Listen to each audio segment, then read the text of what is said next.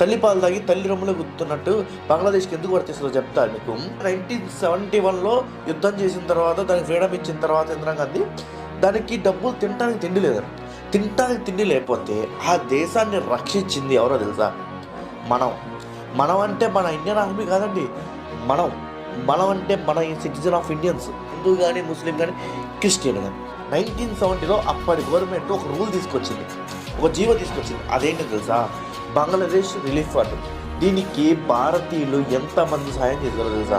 మనం 5 ఏళ్ల పాటు బంగ్లాదేశ్ని ఆదుకోవడానికి మనం ఉన్న ప్రతి ఒక్క వస్తువు మీద, మనం తిన్న ప్రతి ఒక్క తిండి మీద, మనం చూసిన ప్రతి ఒక్క సినిమా మీద, మనం ఎక్కిన ప్రతి ఒక్క బస్సు మీద 50 పైసలు 50 పైసా సర్జా చేసింది, ఎక్స్ట్రా ఛార్జ్ చేసింది.